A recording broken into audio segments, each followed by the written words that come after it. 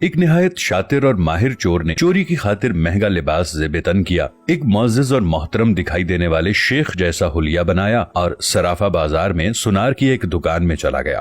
سنار نے جب اپنی دکان میں وضع قطع سے نہایت ہی رئیس اور محترم دکھائی دینے والے شیخ کو دیکھا جس کا نورانی چہرہ چمک رہا تھا، تو سنار کو ایسے لگا جیسے اس کی دکان کے بھاگ جاگ اٹھے ہوں۔ اسے پہلی بار اپنی چھوٹی سی دکان کی عزت و وقار میں اضافے کا احساس ہوا۔ سنار نے آگے بڑھ کر شیخ کا استقبال کیا۔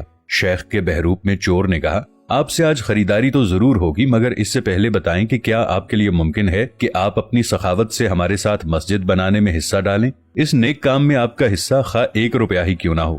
سنار نے چند روپے شیخ کے حوالے کیے ہی تھے کہ اسی اثنا میں ایک لڑکی جو در حقیقت چور کی ساتھی تھی دکان میں داخل ہوئی اور سیدھی شیخ کے پاس جا کر اس کے ہاتھوں کو بوسہ دیا اور التجائیہ لہجے میں اپنے اور اپنے اہل و عیال کے لیے خیر و برکت کی دعا کے لیے کہا۔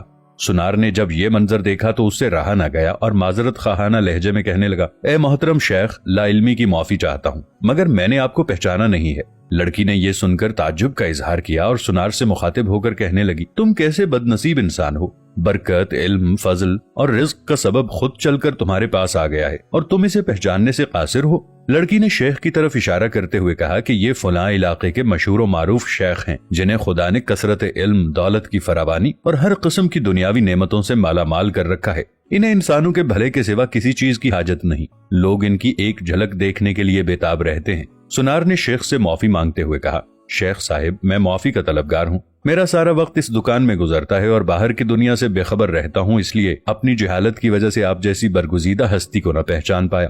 شیخ نے سنار سے کہا، کوئی بات نہیں، انسان خطا کا پتلا ہے، غلطی پر نادم ہونے والا شخص خدا کو بہت پسند ہے۔ تم ایسا کرو، ابھی میرا یہ رومال لے لو اور 7 دن اس سے اپنا چہرہ پونچھتے رہو۔ 7 دنوں کے بعد یہ رومال تمہارے لیے ایسی برکت اور ایسا رزق لے کر آئے گا جہاں سے تمہیں توقع بھی نہیں ہوگی۔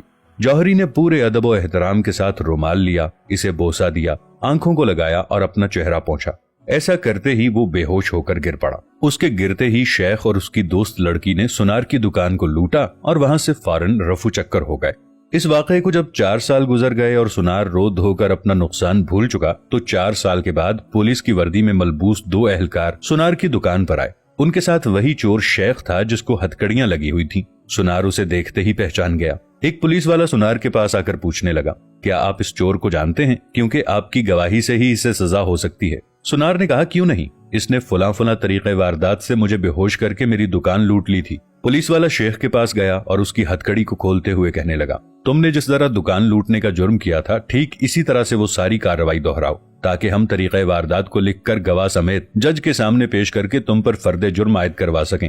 شیخ نے بتایا کہ میں اس طرح داخل ہوا اور یہ کہا، اور میری مددگار لڑکی آئی، اس نے فلاں بات کی، پھر میں نے رومال نکال کر دکاندار کو دیا۔ پولیس والے نے جیب سے ایک رومال نکال کر شیخ کو تھمایا۔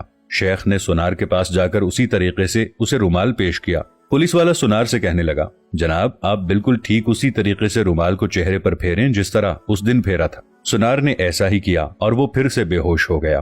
شیخ نے اپنے دوستوں کی مدد سے دوبارہ دکان لوٹ لی جنہوں نے پولیس والوں کا بھیس بدل رکھا تھا۔ تو دوستو، آج ہمارے ملک کا حال بھی بالکل یہی ہے۔